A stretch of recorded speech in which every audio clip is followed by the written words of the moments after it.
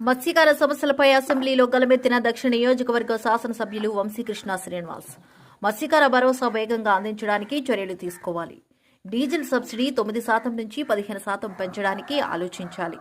వేట నిషేధ కాలంలో మత్స్యకార వృత్తికి 246 కోట్ల రూపాయలు కేటాయించినందుకు ధన్యవాదాలు తెలిపిన వంశీకృష్ణ.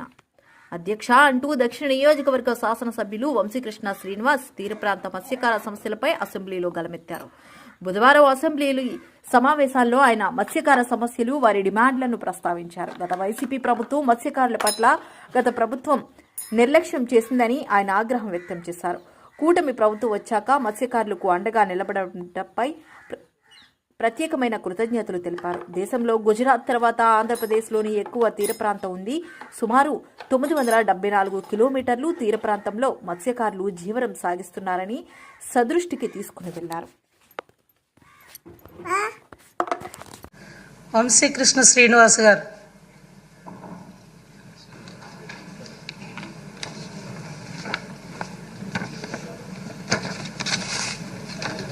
మత్స్య పరిశ్రమ, మత్స్యకారుల గురించి మాట్లాడే అవకాశం కల్పించిన మీకు మనస్ఫూర్తిగా ధన్యవాదాలు అధ్యక్ష. ఈరోజు బడ్జెట్లో వివిధ రూపాల్లో వివిధ రంగాలకి మత్స్య పరిశ్రమలో ఎక్కువ బడ్జెట్ కేటాయించినందుకు మంత్రి గారికి, అలాగే ముఖ్యమంత్రి గారికి, అలాగే ఉప ముఖ్యమంత్రి గారికి ప్రత్యేకంగా ధన్యవాదాలు తెలియజేస్తున్నాను అధ్యక్ష. భారతదేశంలో గుజరాత్ తర్వాత అత్యంత తీర ప్రాంతం ఉన్నటువంటి ఆంధ్రప్రదేశ్ అధ్యక్ష. ముఖ్యంగా 974 కిలోమీటర్ల ప్రాంతం తీర ప్రాంతం ఉంది. ఆ ప్రాంతం అంతా కూడా మత్స్యకార సోదరులు ఎక్కువగా ఉంటారు అధ్యక్ష. మరి మత్స్య సంపదలో కూడా, ఎక్స్పోర్ట్లో కూడా భారతదేశంలో నెంబర్ 1 ఆంధ్రప్రదేశ్ అధ్యక్ష.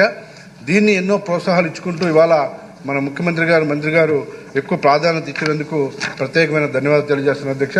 ముఖ్యంగా దాదాపు రాష్ట్రంలో ప్రత్యక్షంగా పరోక్షంగా 15 లక్షల మంది ఇవాళ ఈ మత్స్య పరిశ్రమలో జీవనోపాధి కొనసాగిస్తున్నారు అధ్యక్ష.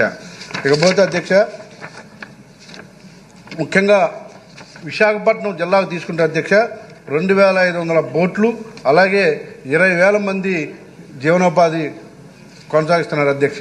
ముఖ్యంగా విశాఖపట్నం హార్బర్ తీసుకుంటే అధ్యక్ష ప్రత్యక్షంగా పరోక్షంగా, ప్రత్యక్షంగా అయితే 6,500 మంది ఉన్నారు అధ్యక్ష. పరోక్షంగా దాని మీద వ్యాపారం చేసుకునే వాళ్ళు 3,000 మంది ఉన్నారు అధ్యక్ష.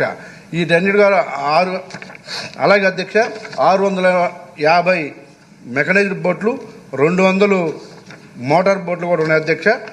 వాళ్ళందరికీ కూడా ఇవాళ అద్భుతమైన అవకాశం కల్పించినందుకు మంత్రి గారికి ప్రత్యేకంగా ధన్యవాదాలు తెలియజేస్తున్నాను అధ్యక్ష. అధ్యక్ష, గత ప్రభుత్వం పూర్తిగా నిర్లక్ష్యం చేస్తే మన ప్రభుత్వం వాళ్ళకి భరోసాను ఇస్తూ ఇవాళ మత్స్యకార సోదరులకు అండగా నిలబడినందుకు ప్రత్యేకంగా ధన్యవాదాలు తెలియజేస్తున్నాను అధ్యక్ష. నిత్యం సముద్రంలో వేటకెళ్తూ ఎన్నో ఇబ్బందులు పడుతూ వెళ్ళిన వాళ్ళు తిరిగి వస్తారా రారా అన్నటువంటి భయంతో ఇవాళ మత్స్యకార కుటుంబాలు ఉన్నాయి అధ్యక్ష. వాళ్ళ కోసం ఇవాళ అధ్యక్ష మత్స్యకార భరోసాని 10,000 నుంచి 20,000 చేశారు అధ్యక్ష. అలాగే బడ్జెట్లో 246 కోట్లు కేటాయించారు అధ్యక్ష. మంత్రి గారికి ప్రత్యేకంగా ధన్యవాదాలు తెలియజేస్తున్నారు అధ్యక్ష. అలాగే అధ్యక్ష, చేపల వేట సముద్రంలో ఉన్నప్పుడు ప్రమాదవశాత్తు ఎవరైనా మరణిస్తే వాళ్ళకి 7 లక్షల రూపాయలు కూడా ఇస్తున్నందుకు ప్రత్యేకంగా ధన్యవాదాలు అధ్యక్ష. అలాగే అధ్యక్ష, గత ప్రభుత్వంలో విశాఖపట్నం హార్బర్లో ప్రమాదవశాత్తు 42 బోట్లు కాలిపోతే కనీసం గత ప్రభుత్వం పట్టించుకున్న పరిస్థితి అధ్యక్ష. మన ప్రభుత్వం రాగానే వాళ్ళకి వెంటనే నష్టపరిహారం ఇవ్వడం జరిగింది అధ్యక్ష. అలాగే పవన్ కళ్యాణ్ గారు కూడా ఒక్కొక్క బోటుకి 50,000 తన సొంత నిధుల నుంచి కూడా ఇచ్చినటువంటి పరిస్థితి అధ్యక్ష. ఇకపోతే తనపై వచ్చిన ఆరోపణలు వీగిపోవడంతో కిరణ్ రాయల్ సంతోషం వ్యక్తం చేస్తున్నారు. తిరుపతి ప్రెస్ క్లబ్లో మీడియా ముందుకు వచ్చిన ఆయన తనకు క్లీన్ చిట్ వచ్చిందని, ఇక నేషనల్ హైవేపై దూసుకెళ్లినట్టు దూసుకువెళ్తా అని ఆనందంగా చెప్పారు. ఇప్పటి వరకు జరిగిన పరిణామాలన్నీ తన మంచికే జరిగాయని భావిస్తున్నానని అన్నారు. ఎవరు ఎలాంటి వారో తెలిసిందన్నారు. కాబట్టి ఆ అమ్మాయి కూడా చెప్పింది, ఇంకో వీడియో రిలీజ్ చేశాను నేను. మా అమ్మాయి కోర్టులో వచ్చింది. జిల్లా నేతలు జిల్లా నాయకులకు తేడా లేదు అమ్మాయికి రాజకీయాల్లో. జిల్లా నాయకులు వేరు, జిల్లా నేతలు వేరు. చెప్పడం జిల్లా నేతలు చెప్పబోయి జిల్లా నాయకుడు చెప్పేసింది, మిస్టేక్ అయింది. కానీ చేసిన వాళ్ళు ఎవరో చేయించిన వాళ్ళు ఎవరో నాకు తెలుసు కదా. జనసేన జిల్లా నేతలు అయితే ఉన్నారని చెప్పిందను నేను కనుక్కున్నా. ఆ విషయం నేను ఒక పవన్ కళ్యాణ్ గారితో మాత్రమే మాట్లాడతా. ఆ విషయం ఎవరు చేయించారు, ఎవరు చేశారో, వైసీపీ నాయకులతో కలిసి ఎవరు చేశారో నేను పవన్ కళ్యాణ్ గారికి మాత్రమే చెప్తాను. ఆయన చెప్పిన తర్వాత అది మా పార్టీ అంతర్గత విషయము, మా పార్టీ పెద్దలు చూసుకుంటారు. ఆ పేర్లు నేను అమ్మాయి చెప్పొచ్చు, ఆ అమ్మాయి ఎవరు, మోడీ పేరు కూడా చెప్పొచ్చు, మోడీ పేరు, చంద్రబాబు నాయుడు పేరు, అందరి పేరు చెప్పొచ్చు. కానీ ఎవరు చెప్పొచ్చు, చెప్పేసి వెళ్ళిపోవచ్చు. అట్ట కాదు, మేము అట్ట కాదు కదా, నిరూపించాలి. ఇక్కడ ఇప్పుడు ఆమె జిల్లా నేత అనింది, ఆయన సంబంధం నేనే చెప్తున్నాను కదా, ఆయన సంబంధం లేదు. సంబంధం వ్యక్తులు నాకు తెలుసు. తప్పించుకోవాలని చెప్పి వేసేస్తారు. ఇప్పుడు నేను తప్పించుకోవాలంటే గణేష్ పేరు చెప్పవచ్చు, ఉమా పేరు చెప్పవచ్చు, సురేష్ పేరు తప్పించుకోవచ్చు. కాల్చి ముఖాన్ని వేయడం ఈజీ. ఏదో అంటారు సామెత, గుడ్డ కాల్చి ముఖాన్ని వేశారు. నా మీద గుడ్డ కాదు, బెడ్షీట్ వేసారు. పెద్ద బెడ్షీట్ కాల్చి నా ముఖాన్ని వేసేసారు. దాన్ని తీసుకోవాల్సి వస్తున్నా. సీరియస్గా రాబోయే రోజుల్లో కూడా మీ అందరి అభిమానం, ప్రేమ అభిమానం నాకు ఎప్పుడు ఇలానే చూపించాలి. నా కుటుంబ సభ్యుల్లాగా మీ మీడియాతో నాకు తోడుగా నిలబడినారు. అంటే ఫోర్త్ జస్టిస్ అంటే మీరు నాకేదో చాలా మంది అనుకుంటారు మళ్ళీ మీడియా కిరణ్కి వన్ సైడ్ పనిచేసిన, అదంతా ఏం కాదు. ఫోర్త్ జస్టిస్ న్యాయం కోసం పోరాడుతున్నారు కాబట్టి సపోర్ట్ చేశారు. సాక్షి కూడా చెప్తున్నా, ఉన్నట్టు లేరు, రాలేదేమో, ఉన్నాడేమో లేకపోతే మిత్రుడు. ఎందుకు చెప్తున్నారంటే వాళ్ళు కూడా వాళ్ళ యాజమాన్యం చెప్పినట్టు వినాలి కదా. వాళ్ళు బాధను తిట్టే చిట్టు కోపం రాదా, వస్తుంది. పాపం వాళ్ళు ఏం చేస్తారు. కాబట్టి ధన్యవాదాలు. చాలా ఆవేదనతో మాట్లాడదాం అనుకున్నా, ఇంకా కొన్ని చెప్పలేను, మాట్లాడలేను. భవిష్యత్తులో మళ్ళీ చాలా విషయాలు చెప్తా. థ్యాంక్ యూ, ధన్యవాదాలు. 1000% ఉన్నా. ఇప్పుడు క్లీన్ చీట్ ఇప్పుడు పార్టీ ఏమనిచ్చింది, దీంట్లో అంతర్గత విచారణ జరిపి వివరణ ఇస్తాము. కొద్ది రోజులు దూరం ఉన్నాడు. నా మీద ఎవరైతే దొంగ అని చెప్పింది నేనే మంచోడని చెప్పినప్పుడు ఇంక దానికన్నా ఆధారాలు కావాలా?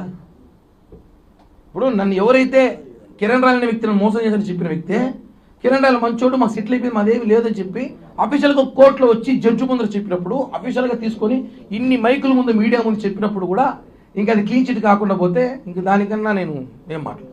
ఖచ్చితంగా క్లీన్ చిట్, క్లీన్ చిట్. నా ఇంటి పేరే క్లీన్ చిట్. ఈరోజు నుంచి కేర్ తీసేస్తున్నా నేను. ప్రతిపక్షంలో ఉన్నప్పుడు కూడా ఇంకా ఎక్కువ వర్క్ చేస్తారు. అప్పుడు ఎప్పుడు రాలే, ఇప్పుడు అధికార పక్షంలో ఉన్నప్పుడు మాత్రం జగన్ రెడ్డి అంటే మాత్రం కేసులు బండి బయట వచ్చి చెప్పాం కదన్నా, ఇది ఇప్పుడు కాదు ప్లాన్, 2 సంవత్సరాల ముందు జరుగుతూ ఉంది. నేను గతంలో కూడా చెప్పా, 1.5 సంవత్సరం ముందే చెప్పా, నా మీద కుట్ర జరుగుతూ ఉంది, ఒక అమ్మాయిని పెట్టి కుట్ర చేస్తున్నారు, ఒక ఆర్థిక లావాదేవీలు విషయం పెట్టి కుట్ర చేస్తున్నారు అని చెప్పి నేను గతంలో చెప్పా. ఆల్రెడీ సెటిల్ చేసేసుకున్నా నేను. సెటిల్ అయిపోయింది. సెటిల్ ఎప్పుడో అయిపోయింది. మళ్ళీ తెరపై తీసుకురావడం బాధ. అది సెటిల్ అయిపోయి విషయం తెరపైకి తీసుకొచ్చారు. వాళ్ళ రాజకీయ కుట్ర కోసం ఆ జగన్ రెడ్డి వాళ్ళ ఈగో హట్ అవ్వాలని చెప్పి, వాళ్ళ బాధ సాక్రిఫైస్ కావాలి కాబట్టి నన్ను తీసుకొచ్చారు. కిరణ్ రాయల్ అనే వాళ్ళు వదిలేస్తే ఇంకా వీడిట్టే పోతాడు. తొక్కడానికి ప్రయత్నంలో ఇది ఒక్కటే అవకాశం అని చెప్పి తీసుకొచ్చి చేశారు. నేను క్లియర్గా ఎందుకు తెలుసా, నా దగ్గర కూడా ఆధారాలు ఉన్నాయి కదా, నేను డబ్బు ఇచ్చిన ఆధారాలు ఉన్నాయి, సెటిల్ అయిపోయిన ఆధారాలు ఉన్నాయి. అప్పుడు వినాలి జనాలు. ఎంతసేపు వన్ సైడ్ ఇంటే కాదు కదా. ముందే వచ్చుంటే ఎప్పుడో సెటిల్ అయిపోయింది. ఎవరున్నారు, ఎవరు ముందే వచ్చుంటే. వైసీపీ అధినేతపై ఘాటు వ్యాఖ్యలు చేసిన జనసేన నేతలు. రణస్థల మండల కేంద్రంలో గురువారం జనసేన నాయకులు ఏర్పాటు చేసిన విలేకరుల సమావేశంలో పార్టీ నాయకులు మాట్లాడుతూ వైసీపీ అధినేత తమ నాయకుడిపై మాట్లాడిన వ్యాఖ్యలను తీవ్రంగా ఖండిస్తూ బెయిల్కి ఎక్కువ, జైలుకు తక్కువ అంటూ విరుచుకుపడ్డారు. 151 సీట్ల నుండి 11 సీట్లకు పరిమితం చేసిన మా నాయకునిపై కోపంతో చేసిన వ్యాఖ్యలు సరికావని, నాడు ఈ విధంగా అయితే నిన్ను, నీ పార్టీని అధికారంలోకి రాకుండా అతల పాతాళానికి తొక్కుతానన్నారో అది చేసి నిరూపించారని, ఇకనైనా జాగ్రత్తగా మలగాలని, లేదంటే మేము అధికారంలో ఉన్నాము చూస్తూ ఊరుకోమని అదుపులో ఉండాలని హెచ్చరించారు. అనంతరం ఈ నెల 14న జరగబోయే పార్టీ ఆవిర్భావ వేడుకలకు సంబంధించిన గోడపత్రికను ఆవిష్కరించారు. ఎచ్చెర్ల నియోజకవర్గం నుండి సుమారు 5,000 దాటి జన సైనికులు వెళ్లనున్నారని పేర్కొన్నారు. నమస్కారం. ఈరోజు ఇప్పుడే మన ఇన్ఛార్జ్ గారు తెలియజేశారు. ఈ 3 విషయాలపైన మనం ప్రత్యేకించి ఇప్పుడు మాట్లాడుకుంటున్నాం. మొదటిది, ఎలాగో రేపు జరగబోయే పండుగ ప్రపంచంలో ఇప్పటి వరకు ఎప్పుడూ జరగదు, ఏ పార్టీలో కూడా జరగనటువంటి పండుగను మనం అతి త్వరలో రేపు 14వ తేదీని చూడబోతున్నాం. దానికి అన్ని సన్నాహాలు మన ఎచ్చెర్ల ప్రత్యేకత చూపించడానికి సిద్ధంగా ఉన్నాం. మరి రెండో విషయాన్ని మాట్లాడాలనుకుంటే, ఆయన ఇంతకుముందు ఒక సీఎంగా పనిచేసి ఈరోజు ఎక్స్ సీఎంగా ఉన్న వ్యక్తి మాట్లాడాల్సిన మాటలైతే కాదు అవి.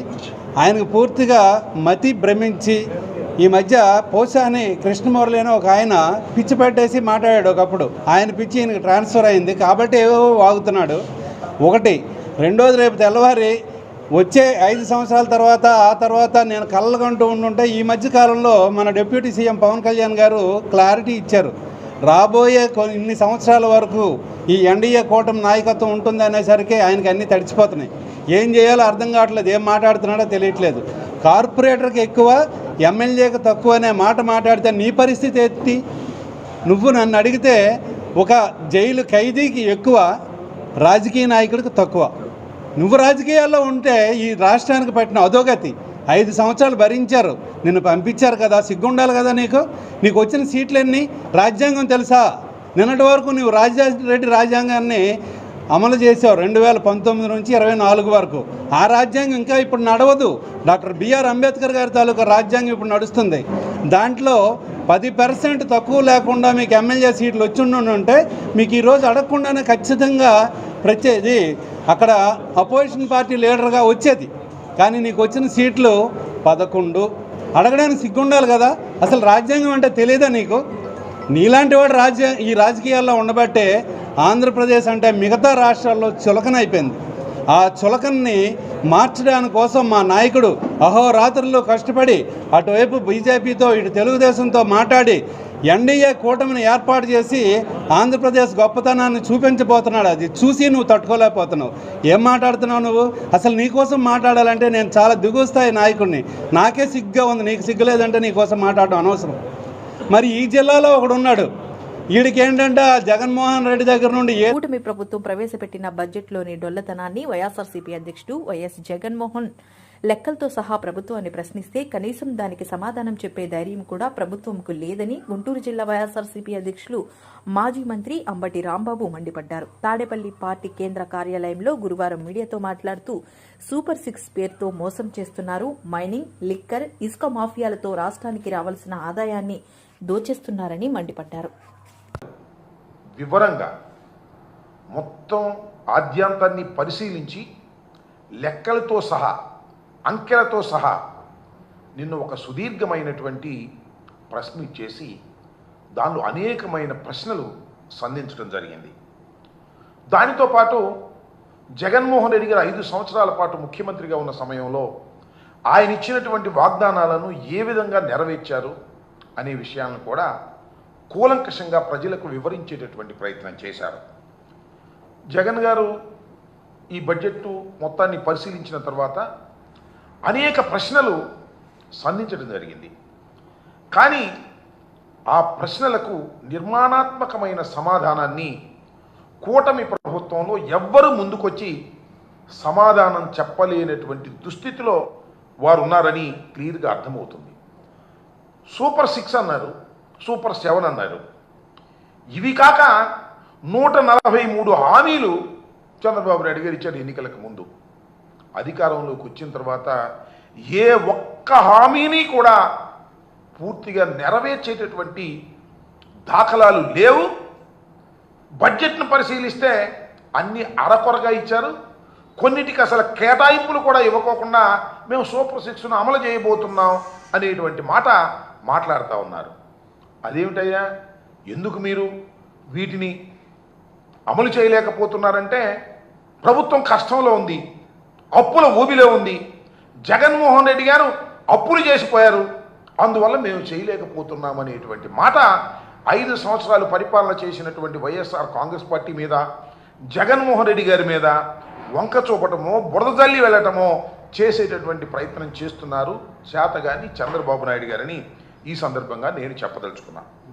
అప్పుల విషయానికి వచ్చినప్పుడు చాలా తిప్పలు పడతా ఉన్నారు చంద్రబాబు నాయుడు గారు, చంద్రబాబు నాయుడు గారి కుమారుడు రకరకాలుగా చెప్తున్నారు అప్పుల గురించి. చంద్రబాబు నాయుడు గారు ఏమన్నారంటే ముఖ్యమంత్రిగా ప్రమాణ స్వీకారం చేసిన తర్వాత జగన్మోహన్ రెడ్డి గారి ప్రభుత్వం 14 లక్షల అప్పు చేసింది, 14 లక్షల కోట్ల రూపాయలు అప్పు చేసింది అన్నారు. మళ్ళా తర్వాత మాట్లాడితే 12 లక్షల అప్పు అన్నారు. తర్వాత గత సంవత్సరం 10 లక్షల కోట్లు అని గవర్నర్ చేత చెప్పించారు. చివరికి బడ్జెట్లో చూస్తే ఆయన ప్రవేశపెట్టినటువంటి బడ్జెట్లోనే కాగ్ లెక్కల ప్రకారం 6,46,000 కోట్లు మాత్రమే అని చెప్పారు. ఏంటో నాకు అర్థం కాల. ముందు 14 లక్షలు అన్నారు, చివరికి చూస్తేనేమో కేవలం 6,46,000 కోట్ల రూపాయలు మాత్రమే అప్పు చేసినట్టుగా చెప్పేటటువంటి ప్రయత్నం చేశారు.